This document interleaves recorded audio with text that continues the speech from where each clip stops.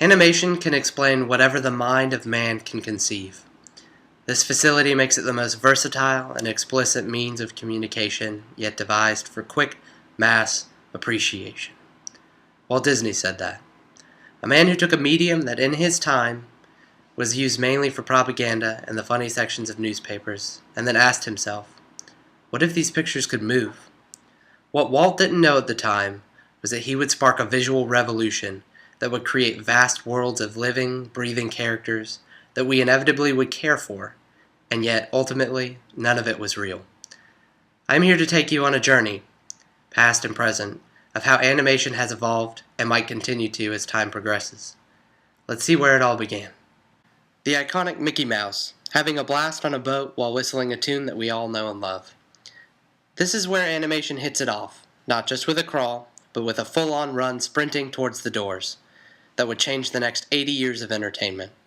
This short, known as Steamboat Willie, drew crowds into theaters from all over as one of the first moving pictures that solely used drawings instead of actors like Charlie Chaplin in his over-the-top silent films. Let's jump ahead to 1937, where we find Walt continuing with his boundary-breaking antics, using color and completely voiced characters in an animated film known as Snow White. This film helped usher in the age known as Technicolor, where black and white became a thing of old, and viewers at home could now see everything in the bright, bold colors that surrounded them in everyday life. With animation gaining popularity, we see the birth of TV cartoons, which started opening the door for over-exaggerated actions and an industry that began to thrive on the quick creation of 15 to 20-minute episodes that children instantly became attracted to. With this, the audience now became the young and the young at heart. As time continues to fly, we now enter a realm where cartoons are just not good enough. A small company known as Industrial Lights and Magic is working on a minor production by the name of Star Wars. This would lead to a small group of employees splitting off and working on a 3D project known as The Adventures of Andre and Wally B, that inevitably created what we now know as Pixar. But let's not get ahead of ourselves, as Disney still wasn't through with revolutionizing the drawn animations of yesteryear. The Lion King, a movie that showed us all the progress 60 years of drawing has given us. But to take it to the next level, a famous recording artist named Elton John lent his talents to a soundtrack that we can all sing along to today. At this time we realize that we can create emotion with actions and words with our characters in our film. But we add an amazing soundtrack and it can be taken to a whole new world.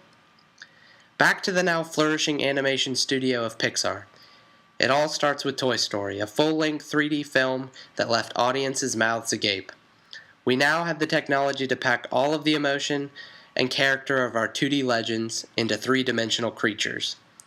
A world had been created not unlike our own inside of a computer, and we could manipulate it however we wanted to without having to redraw a single frame. Now, Pixar wasn't alone in all of that 3D glory. In 2001, a film called Shrek hit the silver screens that was produced by a company known as DreamWorks. With this, software began to change hands, and thus proving that not just one, but multiple studios were capable of creating 3D pieces of art. 3D also found its way into TV, with a group of singing vegetables known as VeggieTales. With a smaller budget, the quality wasn't breaking down walls. But that didn't matter, because now the much wider TV audience would begin to enjoy in the world of endless imagination. VeggieTales helped pave the way for movies like How to Train Your Dragon to continue its adventure on TV channels like Cartoon Network for their adoring fans. This is a trend that is continuing to grow today and doesn't show much sign of stopping. Although 3D seemed to have conquered all possible media outlets, there was one yet to be explored. With the power of motion capture technologies, we began to take human action and convert them into animated monsters that meshed into the real world with hardly any trace.